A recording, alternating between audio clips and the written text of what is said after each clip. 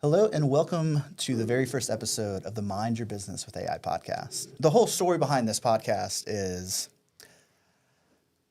5 weeks ago, we had a board meeting here. We're on campus at Greensboro College, and all of a sudden, all of the executives that were in the room said, hey, we need AI.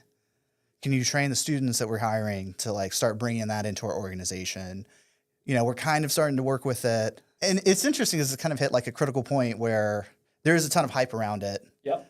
And I guess it's got enough boots on the ground traction that people are like, our competitors have this. If we don't have it, we're going to go the way of the dinosaur. Literally that day, I think I sent you an email and said, hey, I know you work at the chamber. You're executive vice president of the entrepreneurship launch program. Have you ever thought about doing an AI group? And then you immediately responded. You were like, yeah, we can host a space. We've got a huge amount of businesses that are kind of captive. Tons. Yeah. So this is kind of the new initiative. It's kind of like an AI advocacy podcast, but we're also getting our hands dirty. It's not like we're just going to talk about it at a high level. I've been using AI on the content creation side for about a year and a half, but over the last 3 or 4 weeks, I've already started reaching out to business owners I know and said, hey, can I build out this AI agent for you? Or what are some things that could either be automated or, what are you thinking about as far as AI content creation goes? Yeah. And it definitely feels like the Wild West right now, right? Yeah. My world, I'm the head of entrepreneurship for the Greensboro Chamber, is all startups. And right now, all money is going to AI startups. So if you look at the venture capital world, everything is going to AI startups. About half the companies have just bolted on AI or gone and bought a .ai domain and have nothing to do with AI. And half the companies are legit trying to understand or throwing wrappers on ChatGPT or are doing really deep work. And figuring out what's what is actually non-trivial. And I think that is a big challenge that I'm seeing businesses have is there are spikes within the AI world that are incredible and have taken my breath away. And there's some experiences I've had that was just like, this is neat, but it doesn't work. It doesn't work for me. It doesn't help me. Yeah. And I might not be the right target, or it might just not work. So parsing that out, I think right now, this is going to be the important question is what can the tools really do? Where do we apply it? Right. What's next? Yeah. And it's interesting because for those of you who are new to I guess my ecosystem. So I'm on the board at Greensboro College. I helped them create the analytics minor program. But I've been teaching the 2 last courses in that program for the last 5 years. So now the past year I've been incorporating AI within that program. The students have been, it's weird. I don't know how many professors have my other YouTube channel has 18,000 subscribers.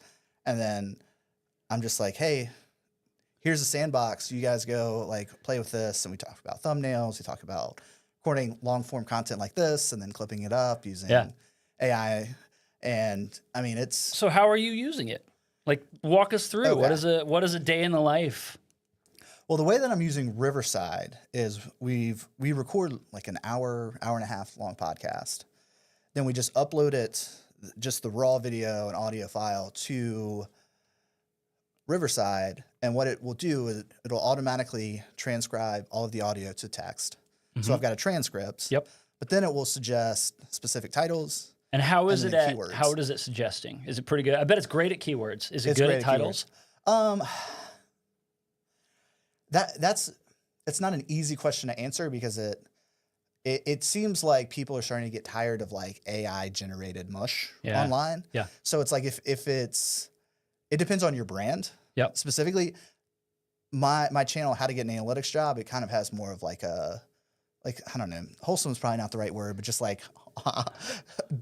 honest or earnest. Earnest. Yeah. It's not hey guys, smash that like button, blah, blah, blah. It's more of be sure to comment and subscribe for more action. Right. Yeah. It's not the almost zany is coming to mind. Yeah. It's more hey, I know the guy who's the VP of analytics at one of the major banks. We're going to interview him and talk about his hiring process and what he looks for. So that it's not if I brought that energy to the VP of a bank, I don't know. It just feels it would be completely like awkward and inappropriate. I'm just imagining the like total, Just culture shock of vibe, the two the, like worlds. vibe coding, YouTube, TikTok culture coming into the state, buttoned up, Brooks Brothers suited. Oh yeah. Bank vice president of technology. So, all right, like this is my question. This is one of the things I was excited about talking about when we're doing this, is when we're separating, like, all right, what's really working and what's not, and the transcribing is basically perfect. I mean, you got to go in and find words. Right. I haven't used Riverside. We're going to dig into it at some point, but like, I've used Descript, and the editing of video via text is essentially perfect. Right. Right. So like I grew up in the, I'm gonna date myself here, like the early Final Cut Pro days. Yeah. And it used to be editing video was awful and slow, and a digital equivalent of like film where you'd have to scrub through tiny bits and like slice a little bit of film like that, but on digital. And now you can just go, this is the graph I wanted. This is the paragraph. It's super exciting and compelling clip. And that part is awesome. And I don't know, I mean, that's sort of AI, right? Like that, is that, where do we draw the line? Like that's... Well, I mean, that's an interesting, like, kind of thread I've had is like, what's the difference between AI and automation? Mm-hmm. And I mean, we're kind of getting out of the order of like I wanted to go into. Sorry. No, this is, I want this to be organic. I don't want this to be the banker. We've got an agenda to keep. We got to keep, right here on script. But it's like, what's the difference between AI, automation, and AI agents? Like, it seems like they're related. There seems like there might be some overlap. But my understanding is that AI agents are just kind of smart automations. Got it. That makes sense. So it's like a certain trigger happens, and then all of a sudden the automation starts. Right. I mean, true agentic, from what I understand, is theoretically, the thing should just be able to go and do the thing on its own. Right. You like don't need to set triggers. Maybe within a world, like within a vertical, it's good at the thing it does. But like, it's not as, I don't know. The automation part of it is like if-thens. It feels like a bunch of if-thens. I mean, that's the meme, right? That AI is just a nested if-then statement. Is that the meme? All right, I haven't seen that one. All right, well, hold on, wait. I don't want to get us too derailed. Like, I don't want to skip anything valuable. Well, we didn't quite like fully introduce you, by the way. Oh, should we do that? Yeah. So like, I wanted that kind of towards the beginning, but so Joey, your specific title is Executive Vice President of Entrepreneurship. Yeah, my title is Executive Vice President of Entrepreneurship for the Greensboro Chamber of Commerce. But I run all of our startup programs. That falls into three categories. We've got programming, and our programming is all under what we call Launch Greensboro. That's the brand of our programming. Gotcha. And that is, if you are an entrepreneur in the triad and you want to start a business, if you come to us, we will help you start the business free or basically free. Some of our programs like $10. We just want to make sure you like show up, right? But for the most part, it's free, and it's everything from like a weekend boot camp. I got a crazy idea. Should this be a business? Come on, we'll help you figure out what it looks like, if it should be or shouldn't be a business, all the way up to our flagship startup accelerator, and we call that one Launch Lab Growth, so Launch Growth. And that is a 14-week program. It is really hands-on and tactical, so we've differentiated ourselves from most accelerators that are like, we give you a mentor and we'll have a different expert every week. We're like, no, you come in here, you set concrete goals, time-bound, and you say, all right, I want to get, if it's a small business, like I think, solo entrepreneur, like consultant-y thing, or small business on Main Street, like I sell candles or I sell coffee, right? You come in, that program, you have to commit to making $1 million a year in the next 24 months. So you're trying to get to $1 million a year in revenue. And if you're a startup, you have to be venture backable. So we have two programs. So if you might not actually raise money, but you have to have a business model that supports venture capital or could potentially be venture capital backable. Gotcha. So the programming, we also work with the universities here on tech transfer. And then the third bit is industry partnerships. So we work with big industry and we go to them and go, what problems do you have? Is there something we should talk to our entrepreneurial community about solving? So those three pillars: programs, tech transfer, and what are industry partnerships. Gotcha. Because when we sat down and talked about a month ago, you said AI is kind of like one of your big goals. Yeah. Well, it has to be. And like some of it was me just like YOLOing into it. All of the smartest people I know are working on this. And I have had, like we talked about right in the beginning, like fits and starts. There have been moments where I have been blown away and feel like, oh my God, the future is never going to be the same. It's going to be different forever.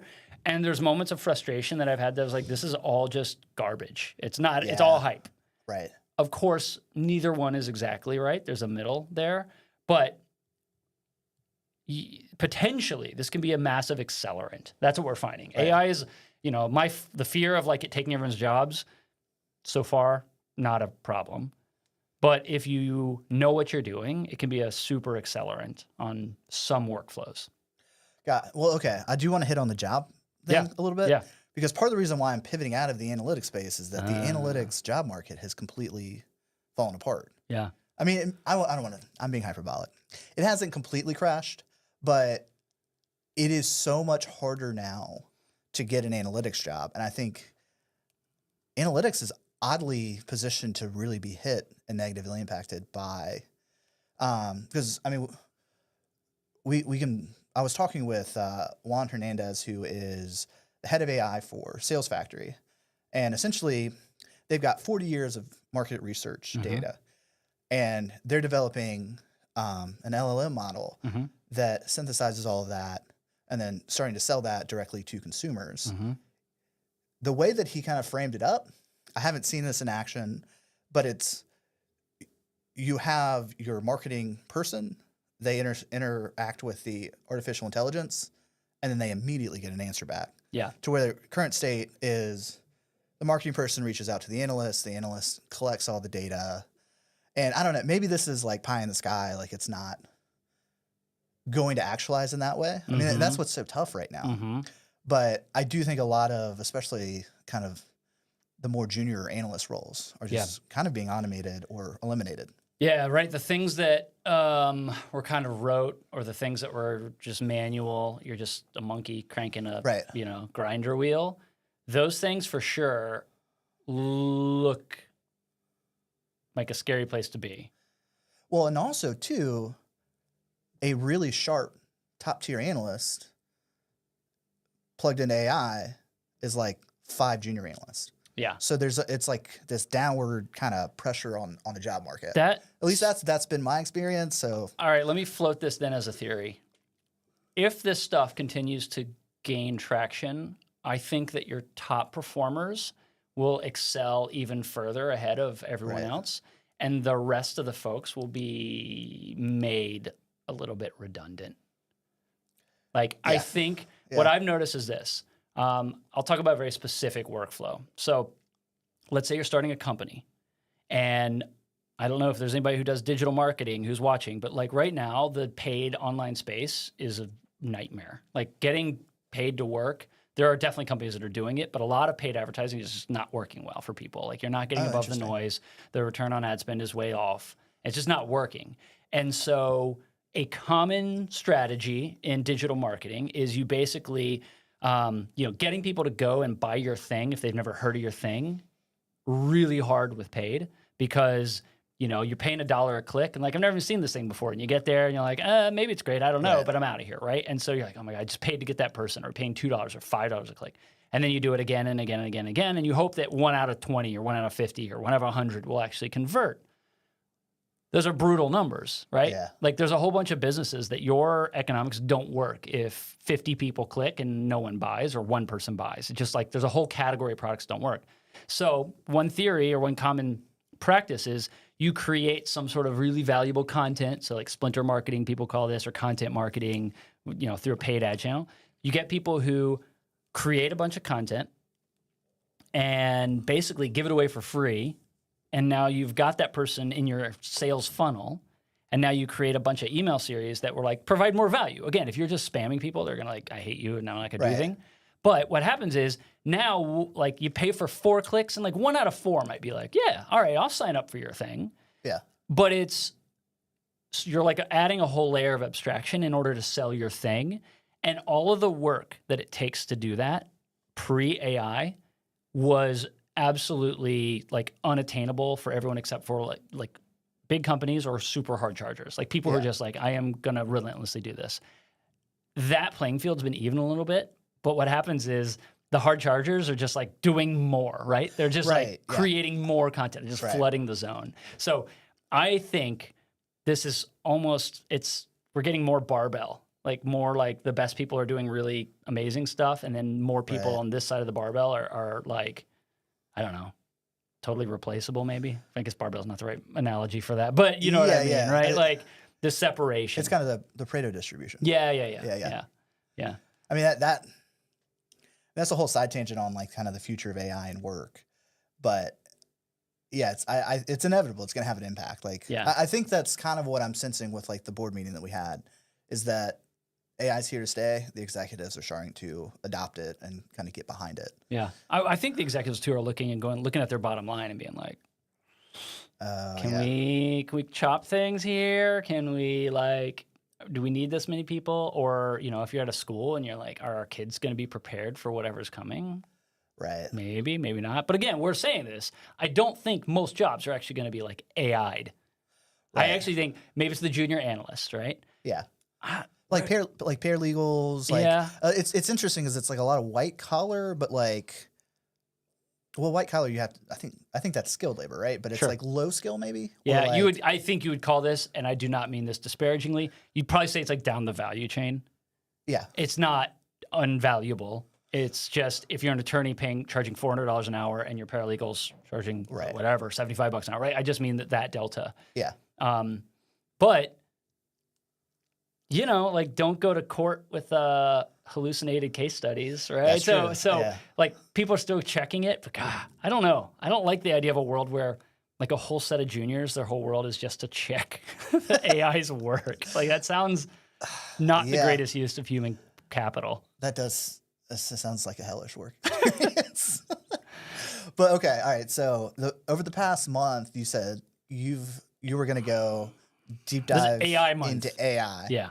So I've got kind of my use cases written down here, but I'm curious to see like, what did you learn over the last 4 weeks? Yeah. So one thing I learned right away, when you hear people say, "Oh my gosh," especially generative LLMs that are not specialized, right? Okay. So that's a lot of people when they say like, "My mom loves ChatGPT," she calls it Chad. She's like, my Chad, I'm going to talk to Chad. Like, loves it. She's given up Google search for ChatGPT, my almost 70-year-old mom. Oh, wow. But, like, I don't trust it. I have definitely gotten enough things. If it's an area that I know really deeply, then I find mistakes, enough so that if I were to publish it under my name, I'd be like, that is egregious. I'll give you a specific example. In a former life, friends and family, I was a speed skater. I was on 2 Olympic teams. I do commentating for NBC. Okay. And so I do research, and I do like, you know, I'll use Perplexity or I'll use deep research, and like, hey, I've got a thesis that I want to talk about on air. Yeah. Is this thesis correct? Go find me the data. Like, go find me results. Go find me ages. Go find me whatever. And then I look over it, and I realize that age can't be right. I know how old that person was. So I did one where I was figuring out like the ages of different athletes and like when they peaked. And some of them were just like factually wrong. So like that happens enough that I don't trust just straight up ChatGPT, but it's a good starting point. And that's what I'm finding. This is a good starting point, and it still saves me enough time that me checking it and then going and like, how old is this person really? Not 33, they're 27. Okay, good. But it's right on all the rest of them. And I go and check. Right. So that's still faster, but we're talking like 20% faster than me doing it all from scratch. Not if I could just rip it and take it. So the generative thing, accelerant, 10, 15% more efficient, allows me to do things I wouldn't have time to do. So in that way, it makes me a little bit better at my job. But I've had one example that has been the biggest like, oh, I don't know what you want to say. This is probably pretty PG here. Oh, heck moment. Was I was using an AI called, I think it's called lovable.dev, but Lovable, and it's a SaaS platform builder. So you use a chatbot and you design websites. Unbelievable. It was so good. I thought you can either like get really close to doing away with agencies building landing pages for websites, for startups, for sure.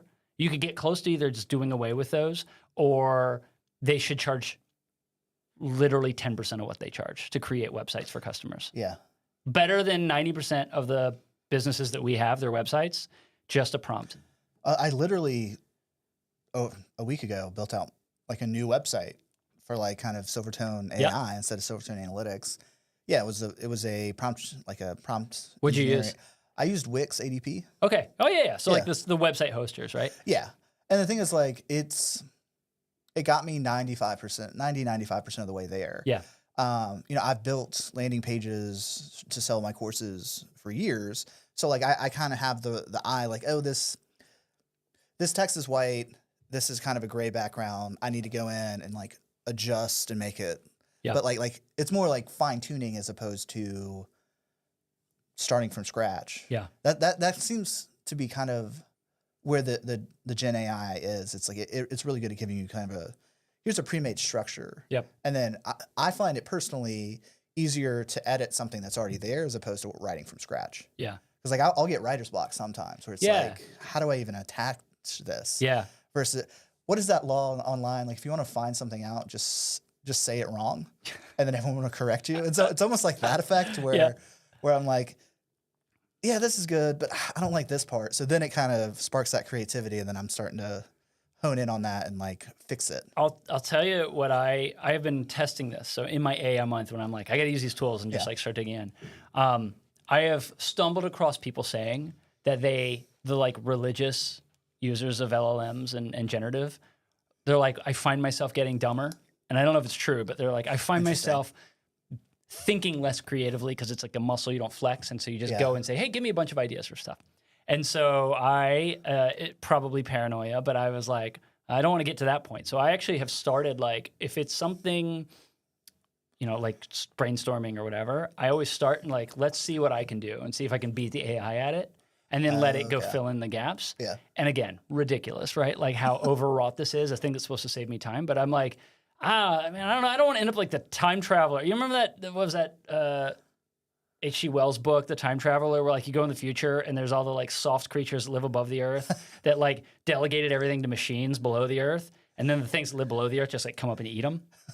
It's a very famous sci-fi book. I think it's called I think it's Time Traveler. Anyway, I'm like, I don't want to end up being one of the soft things above the earth that just gets eaten alive. So I got to stay sharp. But in terms of comprehensiveness, the AI always wins. Yeah. Like there's like three things. I'm like, oh, I didn't think of that. That's really good. But in terms of the things that I think are the most original, or the things that I think are the most like have the best hook, or the most catchy, I still think I'm beating the AI on those. So that's what I was getting at with, back early in the conversation when we were talking about Riverside. Mm-hmm. Like it can create titles, but it's like, I don't know why does ChatGPT use so many emojis? Like it's so lame. It's trained on the internet, right? But like the corpus of the internet, like it is distilled internet. I think I heard somebody say that. That's about like what a generative AI is, right? You go and read all of the internet. And then you average it. Yeah. You average all the words. You average all the things. I know that's not, that's very technical. Yeah. That's what's happening. You take all of the internet, you average it, and it is distilled internet. So whatever it's spitting out is who we are. Like that is what the internet is. But then there's like this, it's not the recency effect, but just, for example, when I'm telling it to write a LinkedIn post. Yeah. The cringe to non-cringe people on there, like, Craig, our producer over here, saw a post the other day that was like, I want to thank XYZ company for being so understanding. My mother just died. And it's dystopian. Ugh. And I think a person experiences that as like, oh, your mother died. They gave you 2 weeks. So you're posting to promote their brand. This is weird. That is bizarre. But yeah, like the uncanny valley of LinkedIn. But you see a lot of posts like that. When you're prompting, do you give it a role? Are you like, you are a professional, blah, blah, blah, blah. Give me, because people say to do that, and I have been trying it. Yeah. I actually don't. I haven't been measuring enough to know if it's actually better or not. But. So I don't when I'm in ChatGPT, but I did build out my first like AI agent in make.com. Yeah. And the use case is a guy that I know from the gym. He runs a SAT tutoring company. Mm-hmm. And he said, hey, I want to create like more content, some like blog posts. Yep. I follow these YouTubers. Can I send you like the their YouTube video, and then we can summarize it, and I can talk about them, and then kind of refer, this is what so-and-so, and just have a better conversation. Yeah. Building out that YouTube scraper within the AI agent, it's like, what am I? And then you can go in and prompt it like, you are, an educator, you talk, somewhat Spartan, you're not using a ton of filler words, you're not using a bunch of, $10 words. Yeah. Like you can really hone in kind of the voice. It's kind of a pain in the ass to do that on ChatGPT though. Yeah. Like every time I want something, yeah, I have to go in and be like, all right. Yeah. But I guess that's where like custom GPTs can come in too. Like I think you can program it to understand who you are. So it's spoken of a lot. I haven't done it, and I have yet to do it myself. And so maybe it's working out there in the wild, and I just haven't found it. Or maybe it's working in the wild, and it blends in so well that you just don't notice it, right? Yeah. Like that's the ultimate kind of like, are the androids among us? But theoretically, we could just give something the body of our writings and be like, write like me. And then it should be super easy, right? And creating your own custom GPT should be like give you persistency, right? Whereas with ChatGPT, until maybe yesterday or the day before, it didn't have context across all of your discussions, so it didn't have shared context, and now it theoretically does. I don't know, but you create a custom one, and it sort of would always ingest who you are, I guess, depending on the context window of the model. I don't know. We're getting into stuff that I should have worked harder in stochastic analysis when I was in school, but it is weird to think about like creating a clone of yourself within AI. I mean, we have a company. It's a little scary. We have a company, our current cohort, Lily List, it's called, and it's a really. Kurt. Have you heard of it? Yeah, I know. Okay, Kurt. Well, you have, but I had Kurt. I had lunch. Or I had a coffee with Kurt 2 weeks ago. The listeners at home, our dozen of passionate followers. That's literally dozens. Our dozens. We have dozens. Lily List is a platform for. It's for anybody, but it's a way to capture a bunch of your media, your pictures, your stories, it's your legacy and it's your story. And right now, when you pass away, right? Like you got Facebook, which you got Facebook, and you've got boxes of photos, and you maybe have some family videos, and you got like an iPhone now full of photos for at least the last 10 years or 15 years or whatever. But your family and your friends, what are the things you want to leave behind about yourself? And so Lilylist gives you this platform. What's interesting about it, part of the ingest process is like you tell it your story, and it's just saving it. So people can listen, they can watch you, they can sort of go back and go, I miss this person. Let me listen to them. We talked about you could dump all that, and the more comprehensive you are, the better. You could dump all that into a GPT. And you could have conversations with your dead relatives. You could have conversations with your dead, you could speak to your spirits, right? There's... that's interesting. It's there, theoretically. I don't know how good it is, and you definitely, when that thing starts hallucinating or starts, going off the rails, that's going to be jarring. Yeah. Right. But it's possible, and it wasn't possible a few years ago. So it's at least, theoretical. Yeah. And with that company, Lilylist, the founder, rightfully so, Kurt, he doesn't want to do that. He's off put by that. He's starting this because he believes in the mission of the company. Yeah. But somebody's going to do it. And when they do it, they're going to say, yeah, you can live forever. It's it's the first stages. This feels like very early sci-fi days of singularity. Your essence is going to live on forever in silicon, and once your fleshy carbon meat body is gone. I hate it. I find it repulsive because I like people, and I think that diminishes humanity. But it's going to happen. People are going to do it. Yeah, that's true. But all right. Let's rein it back in. What? How off the rails are we? We're talking about the singularity. Craig's over there just cloning ourselves. I should have been a math major. But okay.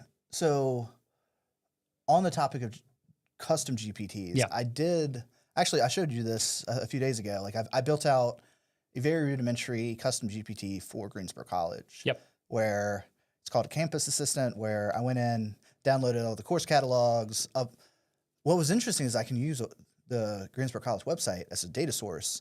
And I thought it was just going to do the homepage. It does the entire kind of site skeleton. So now the students can go on Teams and then just ask campus assistant, hey, what events are going on next week? Yeah. So that's pretty cool. It's really cool. Yeah. It's really cool. And it seems like that concept can really be applied to like these companies that are sitting on these huge swaths of data. Yeah. Like all you have to do is just maybe I'm being overly simplistic about it, but that's at least my understanding of the conversations I've had so far. If you have lousy usability on your site, this will be, I think, transformative. So, right, how many sites have you been to? And it's hard. It's hard to creating a great architected site. Mm-hmm. Like everyone has to have a website, you know, everyone has to have a Facebook page, an Instagram account, but like creating one of those that's well architected is as rare as seeing a great artist or seeing a great writer or a great musician. It's really hard. And being able to, if you have a huge, massive web presence, to go, you know, LLM, scan this thing and then translate. So when people ask for things, I think what's possible is if you have a less than awesome experience, you can throw on a chatbot on top of it and be like, use this thing, and you'll get close to what you need rather than having people hunt and peck and try and search and then like, I think I saw something on the site one time long ago. At the end of the day, though, the people who have great websites and have great clarity in their thinking, I think that is still better than like just wrapping cataloging all of your information and then throwing it. Because of this, like the pushing it to chatbot puts the onus on the user to know what to ask. You don't know. Right, exactly. It pushes that. Yeah. So for many people, it's going to be better or better option, I think. Yeah. Most people should have it. I actually think after you showed me that, I thought most websites, this should become as standard as like a home button, you know, like the top right, the top left logo. You should also be like, actually, now that I say that, startup idea. Anyone wants to go do that? Like, we'll just throw these things on your website. It's a widget. You put, you put a bit of JavaScript on your site, and then you get your own chat GPT bar or chat bar. I guess I don't have to call it chat GPT. You can use any model. And then you as the user, you can just pay $10 a month for the site for like having a GPT, and it just would point at your site, scrape it, and then just let people chat to it. There you go, folks. Well, okay. $1 billion idea every podcast. Tune in.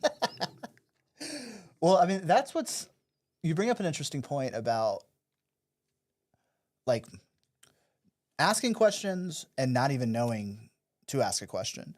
Because I mean, the way that I have been approaching learning AI is going and talking to people who are running businesses and saying, hey, what are your problems? And then going from there. It's funny, I'm a professor, but I'm not like a typically academic person. Like I don't go and like read, source papers and like I call you doctor. Doctor? Doctor. So I'm trying to take kind of like a hybrid approach between the two of those, where it's like you go and you get exposed to like problems, and then you go and you reference, all these materials are just readily available out there. Like the training, I've been studying Copilot, and there's so many. I mean, there's documentation through Microsoft, but then there's a huge ecosystem of whatever questions you could have on YouTube, where they'll just explain it, break it down, and it's almost like the challenge is not learning, but not being exhausted by all of the shiny objects. Like I wonder if it's going to continue at this. I mean, it's almost nauseating how much. Frantic pace. It's just like this is happening, this is happening, this is happening, and it's like, does any of it matter? Some of it matters. Does any of this matter? Yeah, but like, I don't know. I mean, when you were studying AI over the past month, did you have any like kind of a heuristic of how you think through? Because you're right. There are what we said earlier of there are things that are amazing and there are things that are duds. Yeah. But the people who are pushing this content, like the kind of the influencer class, they don't differentiate between the two because they're trying to make money. So they're Yeah, going to push yeah, the yeah. dud and then the amazing thing. Yeah, and like the hype cycle must go on. Like there's the business case of this. Does this thing solve my problem? I think your strategy of talking to business and go like, what is your problem? Does this solve it? If you're running into challenges, it's because there probably isn't an easy solution. It's hard. It's a problem because it's hard to solve. Yeah. And it's not just like slap a wrapper on a GPT and go. Like that will solve a few things. Yeah. Will all of these companies that are proliferating, and this is what was wild to your point about like the tsunami of things and products and services and like pitches that are happening for companies, most of them, there's no economical way they're all going to work. It's literally impossible. So you're seeing this sort of venture bubble. Like there's so much of the same stuff. And so the things that are actually providing value are having a harder time bubbling to the surface, because I feel a little similar. Like you get worn out of trying to sort through the noise of everything. Yeah. And so then you're like, well, I don't trust anybody, because like if 9 out of 10 are not valuable and 1 out of 10 is incredibly valuable, I think human nature makes it very tough to keep getting punched in the face for like 9 out of 10 times for the 1/10th time. But then again, I'm not a golfer, and that's why people always say like the one hit in golf will make you love golf forever. And I'm like, that is a lie. I hate golf. It's not true. Maybe that's just me as a human being, and for everyone else using AI tools. Like Lovable, that was incredible. Like it made me want to go start an agency to go like build websites for people, because I thought, oh my gosh, we could build such great websites for so many companies who have mediocre web. Yeah. We could do a great job, like 1/10 the cost of what they're paying. And so that was really exciting to me. And that was by far the biggest moment where I was like, this is really cool. You can, you're speaking this thing into existence, as opposed to, the old, I was a programmer for a bunch of years. And so you have to declaratively create everything you want to do, and you have to tell the computer how to do it. And now you're like, no, I can just say what I want. That's so empowering. But for every one of those, there's been a ton of things that like the big dogs, right? Like AI help on Outlook makes me want to stab out my eyeballs. Like when Outlook is trying to help me find emails or give me the emails it thinks I want, and then I cannot find the ones that I actually need, and it just won't give everything to me like, chronologically. Chronographically? Yeah, I'm just making up words here. Chronologically, it's, like it makes me wish that Microsoft had never, well, I kind of wish Microsoft never existed. It makes me wish that Microsoft had like never added any of this stuff. Yeah.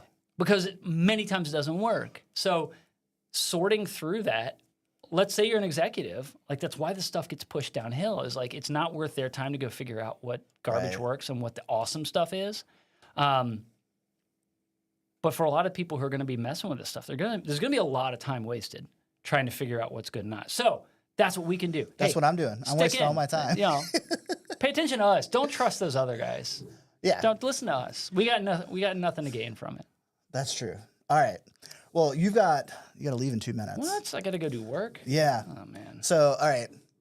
I know you've asked me to speak on one of your panels with Startup Week. So what events do you have? Startup Week. Oh, my gosh.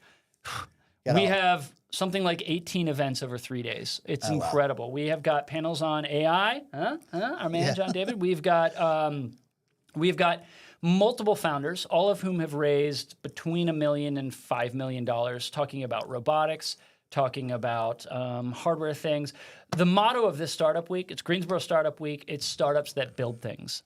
So it's companies that are building hardware or advanced manufacturing things, or the sort of orbit of companies that build SaaS for them or help people build things. That's our main focus. So we've got we got a couple I can't say yet because they haven't. Okay. They've said yes, but we haven't gotten the official okay to put it out there. But some really cool robotics companies, some really cool SaaS companies. The founders are going to be speaking. Venture capitalists from across the state are going to be here talking about raising capital, the state of startups and capital here.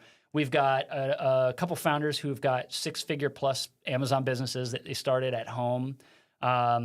We've got mixers and like networking things. We've got secret events for high net worth individuals. Sorry, watching at home, unless you're, high net worth individual, come and, directly reach out to me.